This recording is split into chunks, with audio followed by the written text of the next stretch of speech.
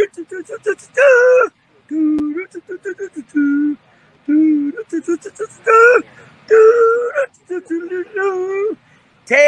off! It's time for Doug and Ben's Great NASCAR Adventure! Perfect. He had more light than you. Welcome to NasCanucks. I'm Ben. He's Doug on location. We've got somebody watching, lurking. Bienvenida in NasCanucks. I think that's how you should be saying it here, but I don't know. Sure. Sounds like you're in the neighborhood. Jesus. All right. Yes. Hey, Well, very sleepy in the chat. Yeah. Daytona 500 coverage as well as all support races as part of Speed Partial Week. So I will be silent for most of the start of the show here because apparently Rogers does not work in the Dominican Republic, so I could not watch the ARCA Trucks Xfinity. Got to listen to the Xfinity race. Thank you, NASCAR Radio. Got to watch the race, the Cup race. We'll get into that later because that was a little bit of a chore. I bet. Sure. Yeah. Well, fortunately, Fox Sports Racing showed extensive coverage, including Xfinity practice and qualifying. Wow. I know. I was quite happy. It was like old times, Doug. It was like old times. Saturday, I binge watched like 8 hours of coverage. I will be able to watch that when I get home because it's all. I noticed that I can see that what I've recorded. I just can't watch it. There it is. So what started off the coverage was, well, no point in practice or anything. Let's just fire up the cars and qualify. Yes, that was fun. Oh, it was, well, exactly what I expected. Shit show. Yep. Especially for I did not even fire up. And then we had a couple other people. Connor Daly had a fire or something. Oil cooler line blew out. That's what it was. And then went through qualifying. It was pretty obvious. Somebody out there had qualifying trim and everybody else had race trim. Because they knew there was going to be no practice between qualifying and the duels. Mm-hmm. And Alex Bowman, 0.3 of a lap faster than the rest of the field. Yeah, I'd seen that, yeah. And, I think he decided, he goes, you know what? I want to make it 6 years straight on the front row. And the crew chief went, all right. And then as soon as they dropped the flag, the green flag on the duels, he went, there's no handling. He went, you want to go fast? Yep. Hey, Dennis Ellis in the house. So, qualify, Alex Bowman on the front row alongside Larson, which... And they did the stupid thing, Doug. They did the single lap qualifying, and then the top 10 have to do another let's do round 2. Why? Yeah. Right? Exactly. Tell me how fair is it when Austin Cindric, no, we're not a fan, but the guy was like the last guy to qualify in round 1, then had to go right back out there with no chance to cool down the engine. Whereas next guy to go out is Chase Briscoe, who's literally been sitting there over an hour. Yeah. Yeah, because that's fair. That's fair. Yeah.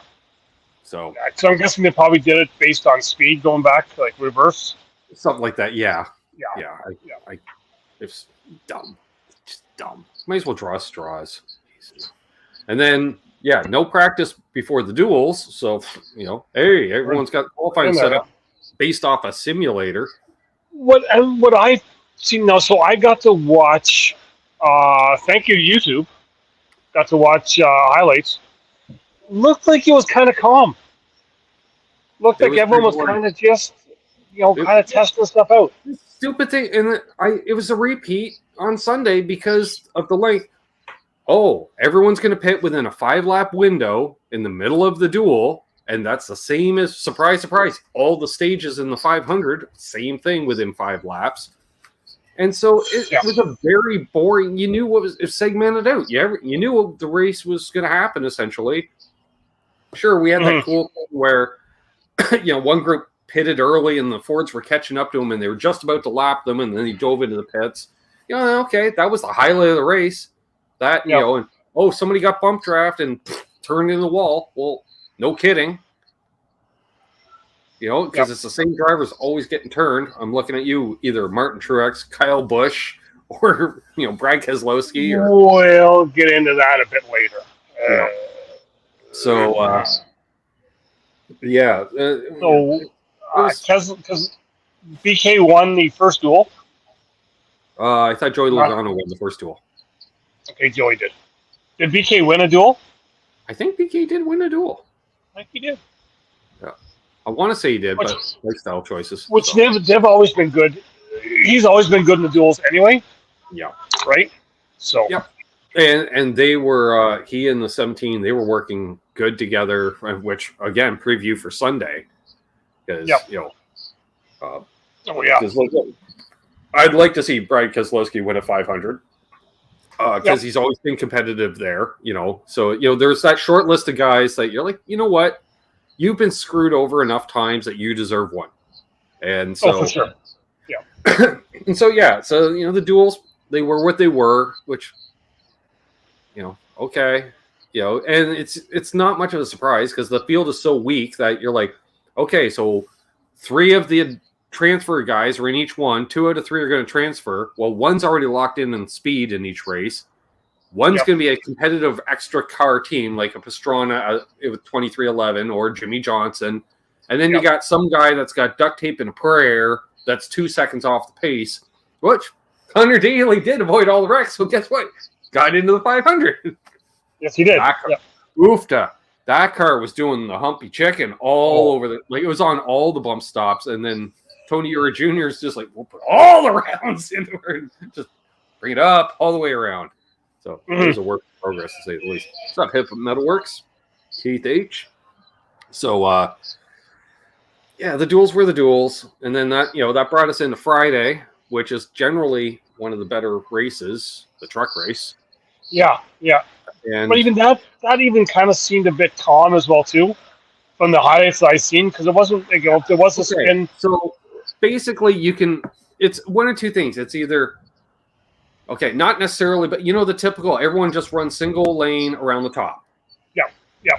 Killing time. We're going to knock out 100 miles. Well, and to that extent, whether they were there or not, that's the vibe. That was the vibe. Even if they were too wide, it wasn't even this. It was just too wide. Like, it looked like pace laps. Yeah. Well, and like I was saying, that, or towards the end of each stage, because we're going to do a stage, then it turns into bumper car stupidity. And then someone's going to get turned. And well, like I'm trying to say, it's watching the YouTube highlights. Thank you, YouTube. They were like 4 minutes long.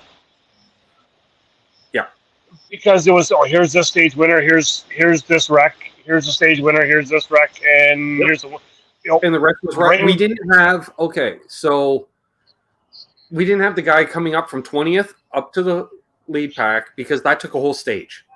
It did happen, but it seemed like a 1.5 mile race where, I had trouble early, got lapped down, got the lucky dog, that kind of progression back up through the field where it takes the whole race to get back up to the front. And then, of course, as the theme of speed weeks for the last 20 years for us as Canadians, we get 1 or 2 guys down there, and, Stuart Friesen leading late in the truck race and turned into the wall. Yeah. Oh. Well, I hope a bunch more people wreck because he was kind of still out there doing his thing, but, weak. Yeah. I think he still finished top 20, but, I was like, And so, I'm trying to think, who won that race? Zane Smith? Zane Smith for the second straight year. It was Zane This Smith. year, under rain stoppage race. Oh, speaking of rain. All the rain stopped. I think there were 7 cautions for rain. Yeah. Because it was funny at the beginning. Because it was just enough sprinkle. Like they were saying, it wasn't even raining hard enough that you would ever use your wipers. But it was like, we got sprinkles in 3 and 4. All right, caution. Not even red flagging it. Literally dropped the green. Nope, it's raining 1 and 2. All right, abort. It was a lot of that. And then we did have a couple surprisingly short red flags. Because generally, if there's a red, it's an hour. But it wasn't, So I give NASCAR credit on that, considering there was so much rain. It really wasn't that long of a race overall time-wise. So, Mhm. and it ended up, being rain short because they're just like, screw it. That's quite scary. And on it, there wasn't many laps left. I think there was only like 15 laps left anyway. So I think that's what I've seen there. Yeah. and let's be honest, all you did was just save $1 million across the series in wrecked trucks because you're going to have a restart with 10 to go at Daytona. At least 4 trucks are getting totaled, and 3 are going to need somewhat work. So no. So Zane Smith, we don't mind Zane. He seems to be.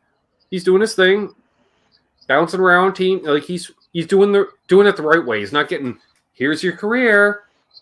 He's got a bit of push behind him, which all the young guys do. But I like what he's doing. Is what I'm saying. So that brings us into the ARCA race Saturday morning, afternoon ish. Because they're like, ARCA, screw it. You guys are gonna run at 5 in the morning. We don't care. And like half a dozen females in the field of looked like a pretty much full field of about 40 cars.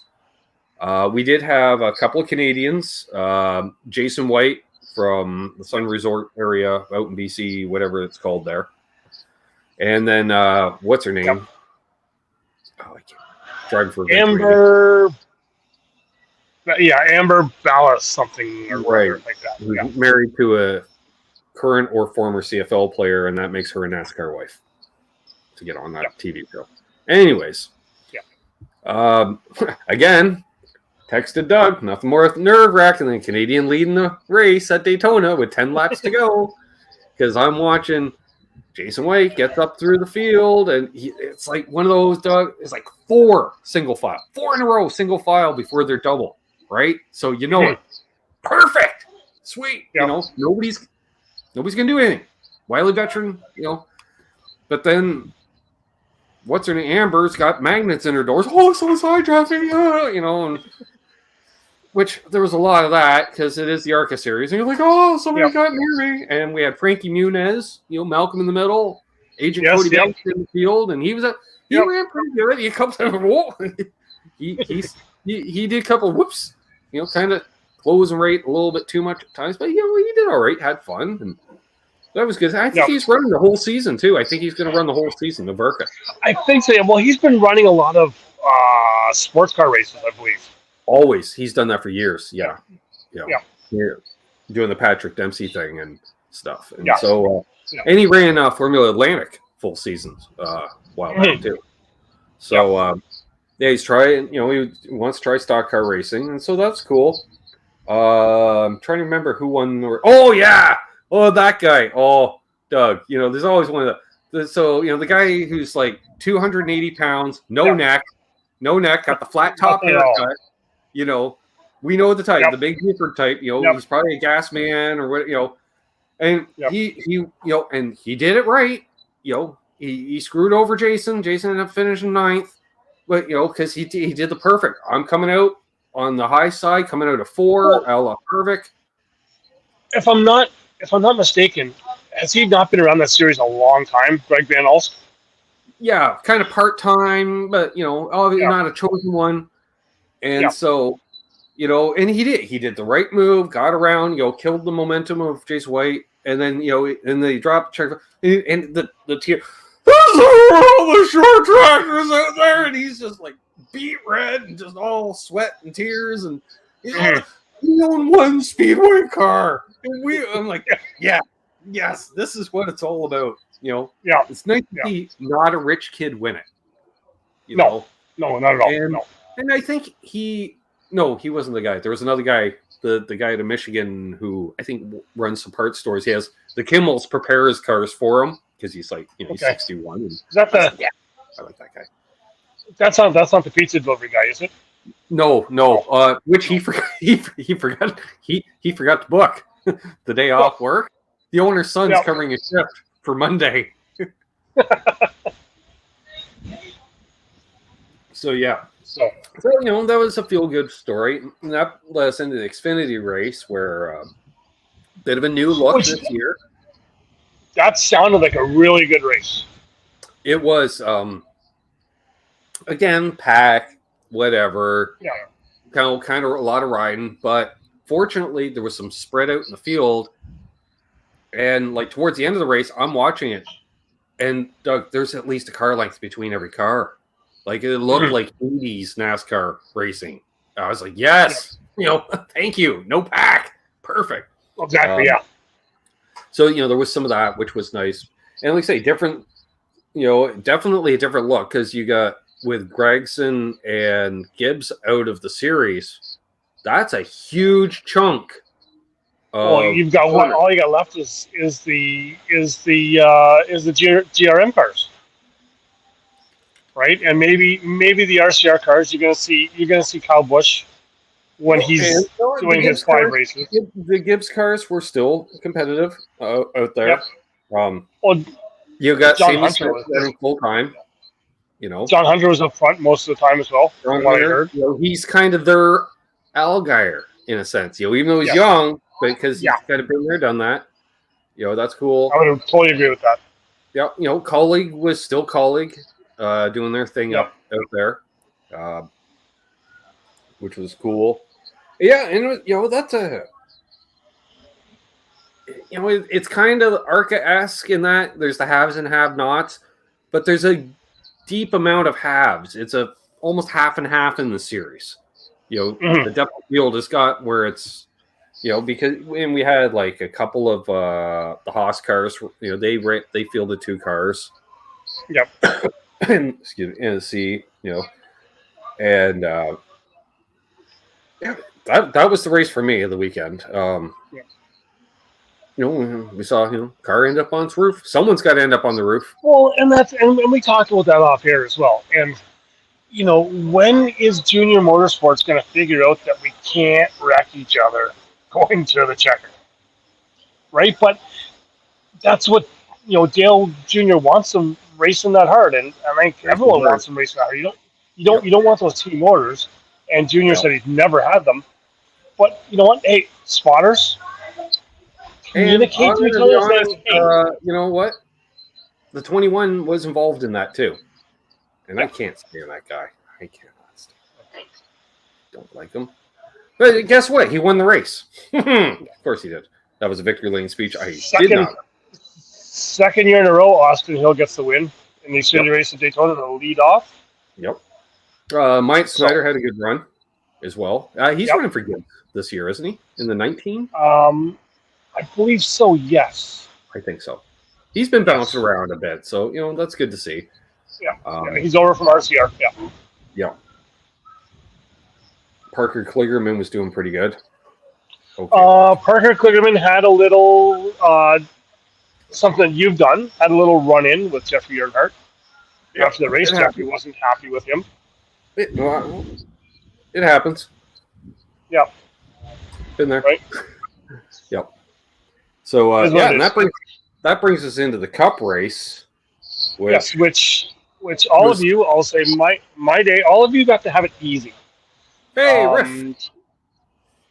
Try finding that on. So there's a sports bar here, which I was told sports bar opens up at 4:00 here. So we're an hour ahead of you right now. So 4:00, that means green flag time. So I've got MRN in my ear. I'm listening to all this going on. I'm like, hey, they're giving the command and the doors aren't open. What's going on here?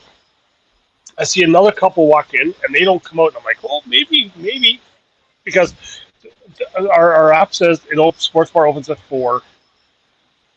Guy working in the striped referee shirt for the sports bar said they're opening at 5. It's like, oh, just let me in to watch the race. So then we're able to get in to watch the race, and I've still got MRN in my ear, and we know there's a delay for MRN. So I'm hearing that, okay, we've got cars on the track. They're up on the high banks. So, okay, we're going here. We still can't get it on TV. Then he found something. The one guy did. Race day, a repeat of race day. And I knew that wasn't right because they're talking about all the stuff that's coming up. And I'm like, they're going to green here in my ear, right? So the other couple left. So I'm now left alone in there. And I'm like, I said to the bartender there, I was like, hey, can you give me the changer? I finally found it. So I watched the race on Fox Deportes. Spanish on the TV. Viva Vox Deportes. Spanish on the TV, MRN in the ear.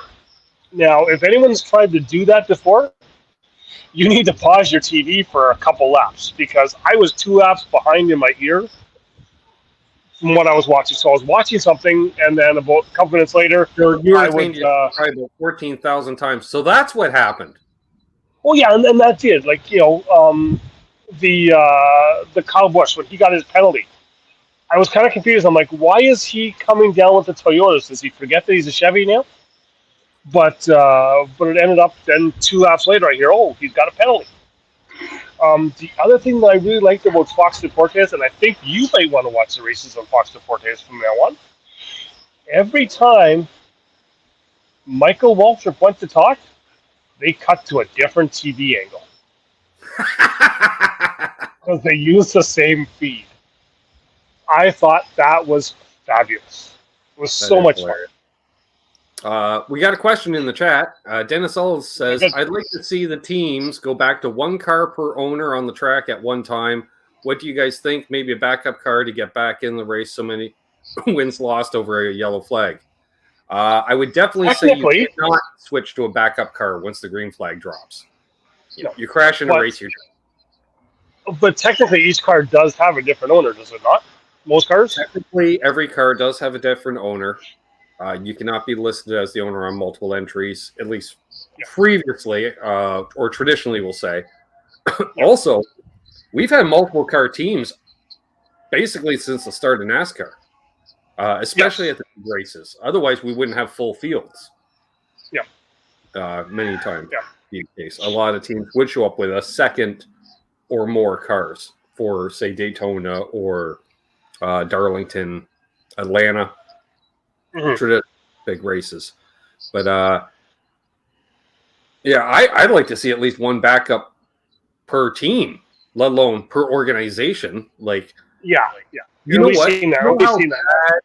You know how bad I was rooting during the 2 practice sessions for the 3 or the 8 to have an issue because I knew they didn't have a backup car and I knew how bad that would reflect on NASCAR. Well, which car went to the backup? Oh, it was Tyler Reddick that went to the backup car. No, it was Kyle Busch that went to the backup because Tyler Reddick. Okay, it was Kyle Busch. Yeah, that's right. Yeah, same number in sponsors last year, different driver. Yeah. And Austin Dillon, stop letting your wife dress you. You look like an idiot. I didn't get to see that. I only seen, like I said, he was wearing some stupid suit with a big V collar, look at tuxedo collared lapels, and he's got a little Hitler stash in the side cut. And I was like, dude, you look like an idiot. And it's clearly he's the only one that's dressed by his wife in the field. Yes. So just stop. And I didn't mean to look away. I have a feeling I have pictures being taken of me here by some people, so I'm not sure. Well, you are a celebrity. They're either NASCAR or fans. Maybe because I'm looking like you. And the button down. They think they're like, you got a haircut? What's going on? Oh yeah, it's a little red up there. A little red. I don't have the line. I remember to take the hat off this time. You don't have the Logano line. I do not have the Logano line. I have had it up to here with Logano. So that brings in the 500. Oh, these stupid stage breaks. It was just the 3 duels. But it was just such a bore. Like, I messaged a ton of people saying, like, this race is just too clean. Like, there's nothing going on. And then clean is fine, because I'd rather have clean than the bumper car stupidity, which just causes. Yeah, but for me, a clean, boring race means that I'm going to have a stage 2 nap. I can't have a stage 2 nap at the sport bar at the beautiful Ocean El Faro, as you can see back there. Ooh, yes. So, I can't have my nap, and the chair was not very comfortable that I was sitting in. Right. So, it was. Yeah, it was. You could fast forward through 90% of the race, and then they just turned into bumper cars at the end. Well, we did. So we had 2 wrecks. I guess 3.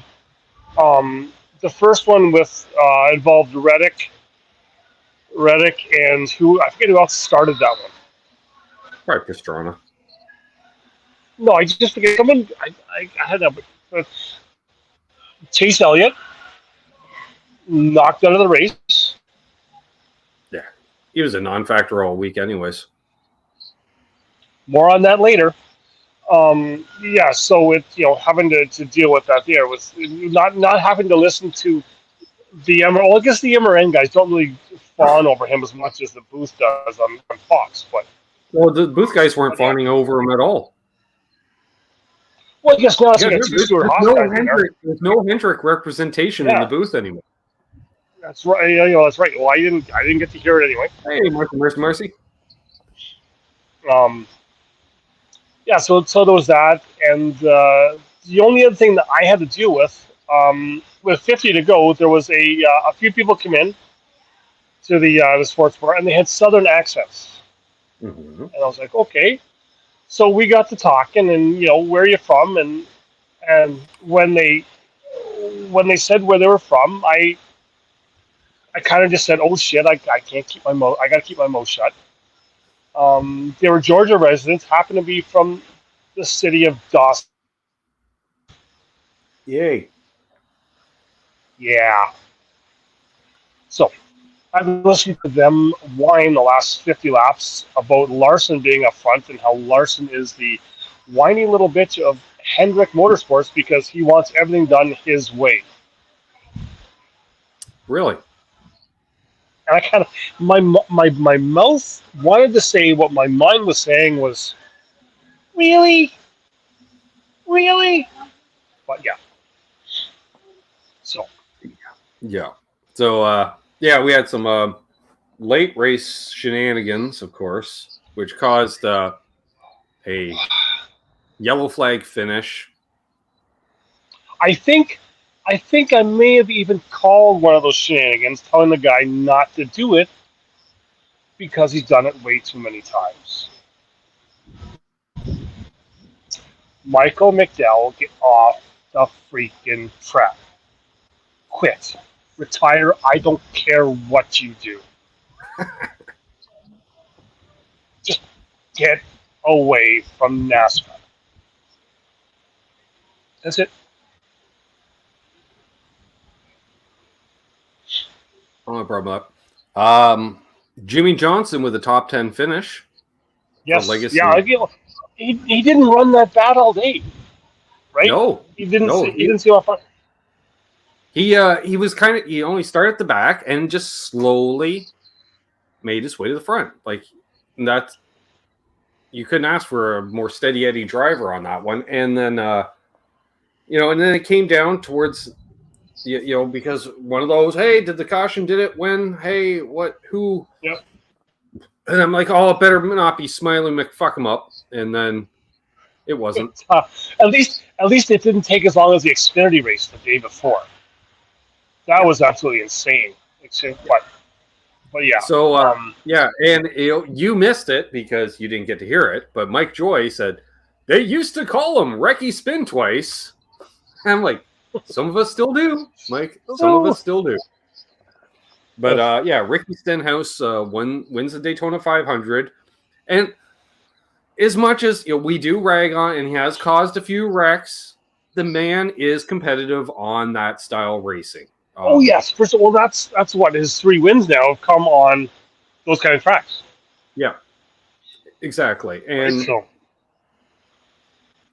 again, I didn't really have a problem with him winning. It was better than Joey Logano winning. That's for sure. Oh, way better than Logano. Because at first I thought Logano won, and you could there was a lot of oh shits, not Logano. Yeah. When we all thought the Logano won, even the Chase fans were not happy with Logano winning because they all didn't like him either. But yeah, so alas, he didn't win. But there was a lot Kyle Busch was right. I thought Kyle Busch had a good chance. I thought Larson had a good chance at the end there. Yep. Harvick was up in the hunt, as usual. How about RFK Racing, the 17 and the 6 working together? And I thought it was their race up until the last caution. Yeah. Oh, for You sure. know? I thought That, and great chance to win it, but then top hitters. My God, Brad Keselowski was just creaming people all day. yeah. I thought Buescher was doing a good job pushing him along. Mm-hmm. But then at times I thought, I was looking, I was like, oh, Buescher's going to have the chance to drop down below because Keselowski was given, was getting a pretty good lead on him, giving him a chance to get that run on him. So that would have been very interesting at the end. Yeah. So there we are. That's Daytona in the books. That's all the practice for super speedway racing for the whole year because the teams decide. I swear, they said the teams decide on that, and it's because they don't want anybody new showing up and getting any practice time. You want to show up with a new team? Well, you better have all the simulators and all the bullshit before you ever hit the track. No. So. And the one thing, looking back on the 500, we kind of shit on it, saying that it was kind of boring. It's like a record number of lead changes in the first two stages. Yeah, but it was this. There was like 30-something lead changes. Yeah, but it was boring lead change. Yeah. What do you do? I didn't say they weren't boring. Also, for the first time ever, starting in the Daytona 500, we had the defending Cup Series, Xfinity Series, and Truck Series champs all starting the 500 together. Yes, yeah, that was pretty good because Zane picked up it wasn't an extra called car, was it? No. No. He was who's he driving for? I just forget. And also, we missed out. Apparently, Ty Dillon is fielding the 77 for the entire season of Cup racing. I know we talked about him being in the 500. I'm not sure we did talk about him being full season. Right. And we had talked about him doing the Xfinity races that he picked up and announced recently. But yeah, we must have missed that one. Marcy asked, maybe you discussed this already, but what is your opinion on Pastrana? Where did he finish? Kind of lost interest after the Blaney got knocked out. I think he finished 11th, but they talked so much. Yeah. We already saw him go through his NASCAR career once, and I honestly, I didn't think he was cut out for NASCAR. They're going on. They're going on how Tony was saying he showed up at a drag race event, never been in a top fuel car before. Picked it up right away. Blah blah blah. Yeah, Travis Pastrana will pick it up 90% of the way immediately, which is better than most people. But he doesn't have that last 10% in this discipline. And when in the wrecks in the truck race, he did one of those, comes barreling on through at the back of the pack and takes people out. It's like, dude, we've had better brakes for years than that. And I think he did the same thing in the Cup race too, being barreling in. Yeah, much better on two wheels. So they did talk to him. So they did talk to him after the race, and he has said that his Cup career is done. He's done no more Cup races. He will race some trucks if they want him to, but he's not in the league with those Cup guys, so he will not be driving another Cup car again. And it was a bucket list item. That was the big thing. He wanted to run a Daytona 500, and he did. Yeah, which is great.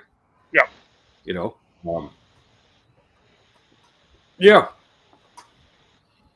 So, Michael Walsh. A couple things I know. Ian, Travis, and me, we go way back. I'm like, yeah, it's called a shit show of the first time he was in NASCAR. We know. We remember. Yeah. So before my Wi-Fi cuts out, because everyone's starting to kind of congregate around here now. A couple things for next week. The Cup Series is going to have 36 cars entered at California. The Xfinity cars have there's 40. There's 4 more Xfinity cars entered than there is for the Cup Series. Yeah, because there's no charters. Yeah. That's why. The other thing, I see that there's 22 comments being made, so I'm not sure if but for some news that broke today for the Xfinity Series, next year, 1 nut. Possible single lug nut in the Xfinity Series next year. Cool. I welcome it. Might as well. That's Right? cost savings. You know what? That's a 16 less Yeah. lug nuts you got to buy now. Yeah. So if they're doing it in Xfinity Series next year, it's not long for the Truck Series, and then that'll just take all of NASCAR. Well, and I think it makes sense because eventually they're going to want to use the same tire for all 3 series again. For sure. Yeah, and I'm okay with that. So, yeah. Other than that, I don't know. Do we have anything else? Not offhand. I know Kyle Busch has a new sponsor. I just forget who it is now. But yeah, nothing other than that. We may have an earlier show next week. Yes, I was going to say if we do a show next week, it will be at an earlier time than this because I'm busy at this time next Tuesday over on the other channel. Kind of a big deal. You know, I love my cousin, but Tim Pierce is a rock star. I'm just saying. Yeah, I got to hear your other show last night. From last night, and I heard I was fired For 1 week. Yeah. It's still how you're back for the guy who burns his hands every week on the motor. Mm-hmm. Well, he's a glutton for punishment. Well, there's a reason he's with the show car and not with the actual race team. Could be, yeah. Well, we could say it was your fault because he asked if you wanted it fired up, and you said yes. I did. You did. Well, that's it. That's Yep. Doug reporting in from the Caribbean, where it's warmer than it is here. And A lot freaking. I'm sweating my ass off. I bet you are. Yep. I think there's some karaoke going to be going on. I did the silent disco last night. That was fun. If you say so. Yeah. So, see you, Marcus.